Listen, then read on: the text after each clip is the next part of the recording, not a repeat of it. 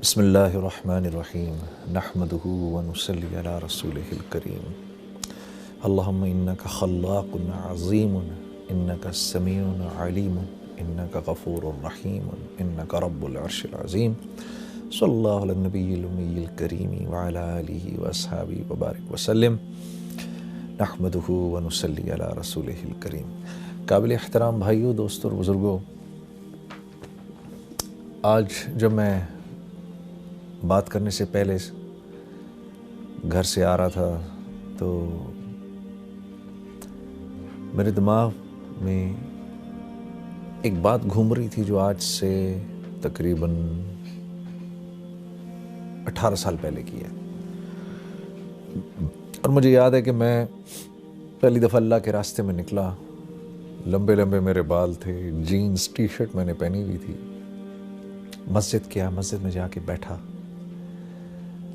اور اس وقت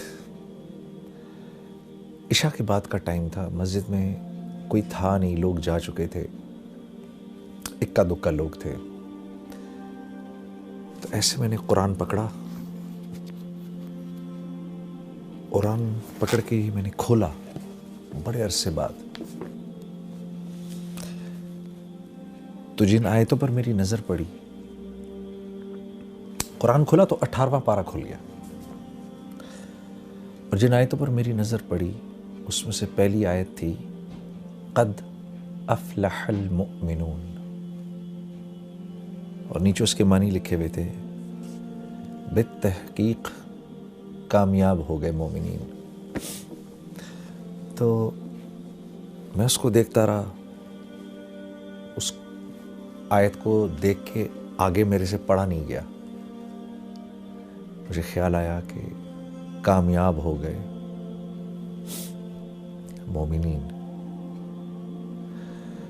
تو کامیابی تو میرے نزدیک اس وقت کوئی اور چیز تھی، اس وقت میرے نزدیک کامیابی تھی پیسے کا ہونا، شہرت کا ہونا، نام کا ہونا، مال کا ہونا،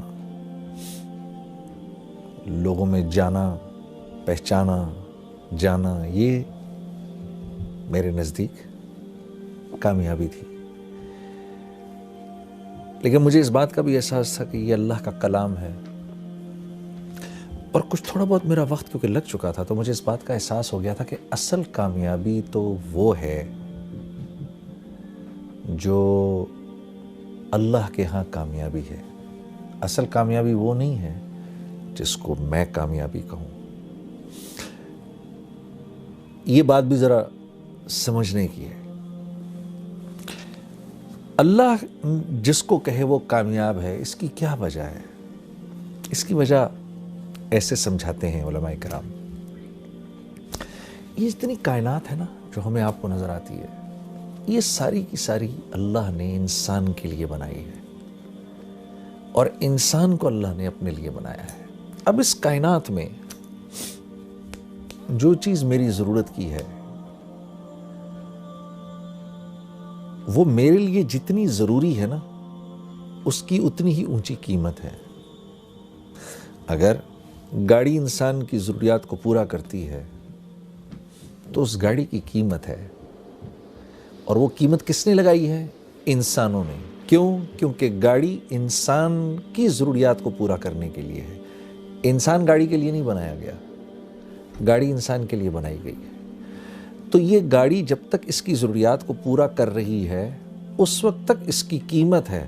جس دن یہ انسان کی ضروریات کو پورا کرنا بند کر دے گی اور اس کی جگہ کوئی اور چیز اس سے بہتر ضرورت پورا کرے گی، تو یہ سڑک پہ چلنے والی تمام گاڑیاں لوہے کے بھاؤ بکیں گی، یہ اپنی قیمت چھوڑ دیں گی۔ کیوں؟ اب انسان کے ہیں ان کی کوئی قیمت نہیں۔ تو یہ جتنی کائنات ہے، اس کی ہر چیز کو اللہ نے انسان کے لیے بنایا ہے۔ پھل، سبزیاں، یہ بہتے جھرنے،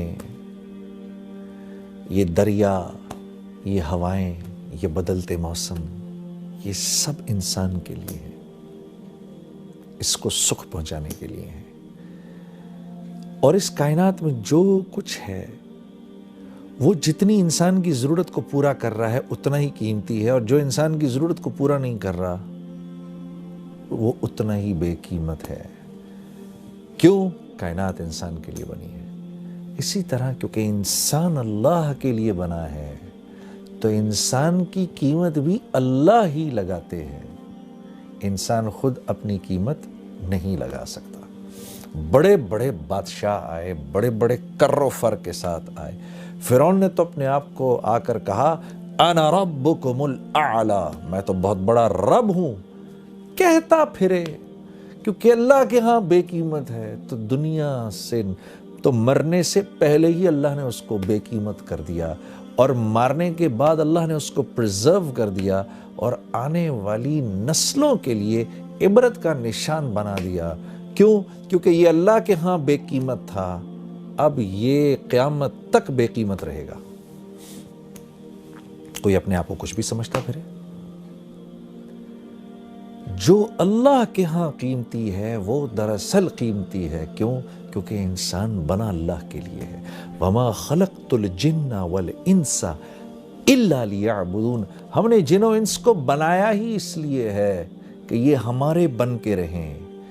اللہ، جیسے ہم کہتے ہیں نا لا الہ الا اللہ، نہیں کوئی معبود سوائے اللہ کے، ہو ہی نہیں سکتا۔ بالکل اسی طریقے سے نہیں بنایا ہم نے جن و انس کو سوائے اس کے لیعبدون، کہ میری عبادت کریں، میرے بن کے رہیں۔ انسان بنا اللہ کے ہاں ہے، کہ اللہ کے لیے ہے، انسان اللہ کے لیے بنا ہے، اس لیے اس کی قیمت بھی اللہ ہی لگاتے ہیں۔ تو جب میں نے پڑھا نا قد افلح المؤمنون، کامیاب ہو گئے مومنین، تو مجھے تھوڑی دیر کے لیے لگا جنید تو اپنے آپ کو کتنا کامیاب سمجھتا ہے، اپنے آپ کو کتنا بڑا سٹار سمجھتا ہے، چیک تو کر، کیا تو واقعی ان کامیاب لوگوں میں سے ہے؟ کیا تو واقعی اتنا کامیاب ہے جتنا کامیاب تو اپنے آپ کو سمجھتا ہے؟ تو میں نے ان اگلی 10 آیتوں کو پڑھنا شروع کیا کہ یہ آیتیں کیا کہہ رہی ہیں۔ قد افلح المؤمنون، بالتحقیق مومنین کامیاب ہو گئے۔ اب یہ مومنین ہیں کون؟ یہ تو دیکھیں، تو ان کی پہلی صفت کیا ہے؟ الذین هم فی صلاتهم خاشعون، جب نماز میں کھڑے ہوتے ہیں، اللہ اکبر، جب نماز میں کھڑے ہوتے ہیں تو ساری کائنات کو بھول جاتے ہیں۔ جب کہتے ہیں نا اللہ اکبر، علماء کرام فرماتے ہیں جب ہم یوں کرتے ہیں نا اللہ اکبر، تو ہم دراصل پوری ہمارے کرنے کا مطلب یہ ہوتا ہے اللہ کا جتنا ما سوا ہے اب چلا جائے پیچھے، ہمارا اس سے فی الحال کوئی واسطہ نہیں، کیونکہ ہم بادشاہوں کے بادشاہ، ہم اپنے خالق، اپنے مالک، اپنے اس رب کے سامنے کھڑے ہونے لگے ہیں جو وحدہ لا شریک ہے، جو واحد ہی نہیں ہے، وہ احد ہے۔ واحد ایک کو کہتے ہیں، احد اس کو کہتے ہیں جو ایک بھی ہو اور جس جیسا دوسرا ہو ہی نہیں سکتا۔ اس لیے اللہ رب العزت نے ہمارے نبی صلی اللہ علیہ وسلم سے فرمایا، میرے نبی یہ آپ سے پوچھتے ہیں آپ کا رب کیا ہے، کون ہے؟ آپ فرمائیے قل هو اللہ احد۔ تمہارے اتنے دماغ ہیں ہی نہیں کہ تمہیں اللہ رب العزت شرح صدر ہوں کہ اللہ ہیں کیسے؟ اللہ احد ہیں، اللہ جیسا دوسرا کوئی ہے ہی نہیں۔ تو جب ہم یوں کرتے ہیں نا اللہ اکبر، تو ہم اس احد ذات کے سامنے جا کر کھڑے ہو گئے ہیں جس جیسا کوئی دوسرا ہے ہی نہیں۔ کیوں؟ وہ اکیلا خالق ہے، اس جیسا کوئی خالق ہے ہی نہیں، ہو ہی نہیں سکتا اس کے، بلکہ اس جیسا کوئی خالق تو کیا کہنا، اس کے سوا کوئی تخلیق دے ہی نہیں سکتا۔ انسان ایجادات کرتا ہے۔ ایک صاحب نے مجھ سے کہا کہ بھائی دیکھیں نا، کاغذ تو ہم نے بنایا، انسان نے بنایا، گاڑیاں ہم نے بنائی ہیں۔ میں نے کہا ایک منٹ، انسان جب کسی چیز کو تخلیق دیتا ہے نا تو اس میں 4 پروسیسز ہوتے ہیں۔ انسان کی تخلیق میں 4 پروسیسز ہیں، جن میں سے 1، 2، 3 اللہ کے ہیں، 1 انسان کا ہے۔ اللہ کے 3 پروسیسز کیا ہیں؟ جو چیز انسان نے تخلیق کی ہے اس کے انگریڈینٹس کا بنانے والا ایک اکیلا اللہ ہے. پہلی بات یہ. دوسری بات یہ، ان انگریڈینٹس کی جو کوالٹیز اور جو پراپرٹیز ہیں، ان میں پانی کا پیاس بجھانا، لوہے کا سخت ہونا، لکڑی کا ہونا، زہر کا فیٹل ہونا، یہ جو کوالٹیز ہے نا، جن چیزوں کو انسان ملا رہا ہے، ان چیزوں کی کوالٹیز بھی انسان کی بنائی ہوئی نہیں، اللہ کی بنائی ہوئی ہیں، اس میں اللہ کی ڈالی ہوئی ہیں. تیسری چیز کہ جن چیزوں کو انسان نے جوڑا آپس میں کوئی بھی چیز تخلیق کرنے کے بعد، اب ان چیزوں میں جو پراپرٹیز کی جو چینج آئی ہے وہ بھی من جانب اللہ آئی ہے. چوتھی چیز انسان کی چیزوں کو ملانا. تو انسان تو چیزوں کو جوڑتا ہے، ایلوائز کو ملا دیتا ہے، ایک سرٹن والیوم، پریشر اور ٹیمپریچر سے انسان اللہ کے جو بنائے ہوئے ایلیمنٹس ہیں ان کو ہیٹ کرتا ہے. پھر وہ ایلیمنٹس، ان ایلیمنٹس کو سرٹن پریشر، سرٹن والیوم پہ اور پھر ان کو آپس میں جوڑتا ہے. وہ تو آپس میں جڑتے ہیں، جڑنے کے بعد ان کی جو کوالٹیز چینج ہو جاتی ہیں، ان میں وہ پراپرٹیز کا چینج ہونا بھی اللہ کے ہاتھ میں ہے. تو انسان خالق نہیں ہے. اللہ کے آگے، اللہ کے سوا کوئی چیز، کوئی تخلیق کر نہیں سکتا. تو جب اتنے بڑے رب کے سامنے میں کھڑا ہوا ہوں، میرا دماغ ادھر ادھر جائے، اللہ فرماتے ہیں جو کامیاب لوگ ہیں، جب وہ میرے سامنے کھڑے ہوتے ہیں، successful people, when they stand in front of me, they forget everything around them. اپنے ارد گرد کی ہر چیز کو بھول کے ایسے کھڑے ہوتے ہیں نماز میں. جب یہ اس علماء کرام فرماتے ہیں جب یہ آیت اتری تو اللہ کے نبی صلی اللہ علیہ وسلم، یہ تو عربی زبان میں تھی، صحابہ کرام کے پوچھنے پر جب آپ نے صحابہ کو سمجھایا کہ اس سے مراد کیا ہے، ہاتھ باندھ کے، نظر نیچی، دل کا پیالہ خالی، اس میں سوائے اللہ کی محبت کے کچھ نہ ہو، نماز پڑھنے کو دل کر رہا ہو، ایک بڑے بادشاہ کے سامنے کھڑے ہونے کی کیفیت ہو، خالق و مالک اپنے محسن کے سامنے کھڑے ہونے کی ایک کیفیت ہو، اس کیفیت سے کھڑا ہونا خشوع خضوع ہے. تو صحابہ کرام پہلے تو نماز سے پہلے آسمان کی طرف دیکھ لیا کرتے تھے، اس کے بعد وہ اپنی نظریں نیچی گاڑ کے رکھتے تھے. حضرت ابوبکر صدیق رضی اللہ تعالیٰ عنہ کے بارے میں تو آتا ہے کہ جب آپ نماز میں کھڑے ہوتے تھے تو ایسے کھڑے ہوتے تھے جیسے کوئی ایک لکڑی کی شاخ زمین میں گاڑ دی گئی ہو. اس ادب و احترام سے نماز میں کھڑے ہوا کرتے تھے. تو الذین هم فی صلاتهم خاشعون، صحابہ کرام کا یہ شعار تھا. اس کے بعد کہ جیسے اللہ کے نبی صلی اللہ علیہ وسلم فرماتے تھے نا کہ میری آنکھوں کی ٹھنڈک نماز میں ہے، تو صحابہ کرام بھی اپنے دل کے پیالے کو خالی کر کے نماز میں کھڑے ہوا کرتے تھے. اور ہاں میرے دوستو، اگر غور کرو، کسی نے حضرت عمر رضی اللہ تعالیٰ عنہ سے پوچھا، آپ کو اللہ نے اتنی بڑی سلطنت عطا فرمائی، یہ اتنی بڑی سلطنت آپ سے بن کیسے گئی؟ تو فرمایا، عربی کا جملہ تھا، مجھے تو یاد نہیں، لیکن اس کا مفہوم یہ تھا کہ دن ہم گھوڑے کی پیٹھ پر گزارتے تھے اور رات جانماز پر گزارتے تھے. اس طرح اللہ نے ہم کو یہ سارا کا سارا عالم عطا فرمایا. اور مسلمان کے ہیں بھی یہی 2 کام: حرکت میں رہنا، متحرک رہنا، اللہ کے دین کے لیے دور دور تک جانا اپنے اوقات کو فارغ کر کے، اور لوگوں تک اللہ کی بات کو پہنچانا، اللہ کی تعریف کرنا، اس کے نبی کی تعریف کرنا. دن میں اِنَّ لَكَ فِي النَّهَارِ سَبْحًا طَوِيلًا، اللہ رب العزت ہمارے نبی صلی اللہ علیہ وسلم کے بارے میں فرما رہے ہیں کہ اے میرے نبی، صبح آپ لوگوں کے سمندر میں تیر رہے ہوتے ہیں. جب اللہ یہ کہیں تو سوچو اللہ کے نبی کیسے لوگوں کے پاس جایا کرتے ہوں گے، کیسے لوگوں کے، اے میرے نبی دن بھر آپ لوگوں کے سمندر میں تیر رہے ہوتے ہیں، لوگوں تک اللہ کی بات پہنچا رہے ہیں. تو یہ کام ہے ہمارا.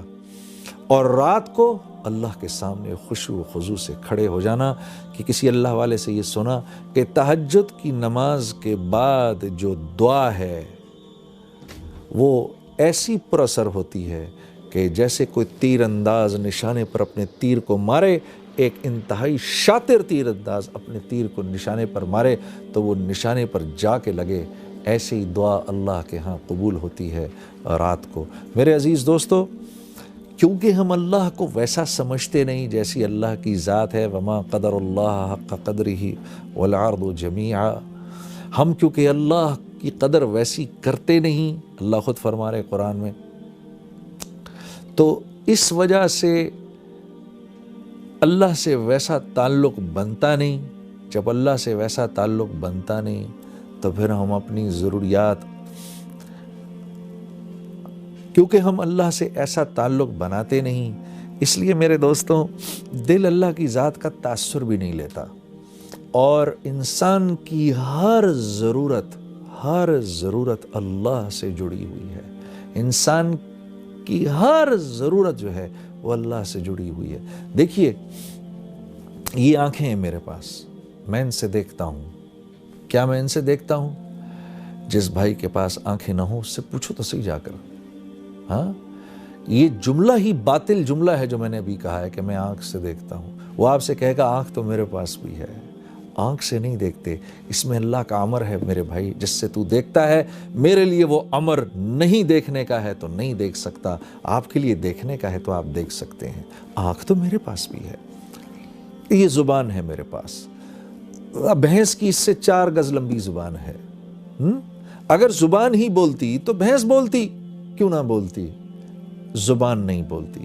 جو میرا بھائی بول نہیں سکتا اس سے پوچھو، وہ کہے گا دیکھو زبان میرے پاس بھی ہے، زبان نہیں بولتی، اس میں چھپا ہوا اللہ کا امر ہے جس سے آپ بولتے ہیں، آپ کے لیے امر ہے، میرے لیے نہیں۔ اللہ الذی خلق 7 سماوات ومن الارض مثلہن یتنزل الامر بینہن لہ ملک السماوات والارض وإلی اللہ ترجع الامور۔ یہ وہ رب ہے کہ دنیا میں ہونے والا ہر امر اپنے ہونے سے پہلے اللہ سے پوچھتا ہے، یا اللہ تو مجھے بتا میں نے کیسے ہونا ہے۔ عزیز دوستو، کیونکہ دل اللہ کی ذات کے تاثر سے خالی ہے، اس لیے نماز میں جی نہیں لگتا، اور نماز سے اپنی ضروریات کے پورا ہونے کا یقین بھی نہیں ہوتا۔ جب ہم لوگوں کے سامنے اللہ کی تعریف کرتے ہیں تو اس یقین کو ٹھیک کرنے کے لیے کرتے ہیں کہ ملے گا تو اللہ کے ہاں سے ملے گا، کریں گے تو اللہ کریں گے۔ ہاں جو کچھ جہاں جہاں سے ہوتا آ رہا ہے وہاں سے نہیں ہو رہا، کرنے والی ذات اللہ کی ہے۔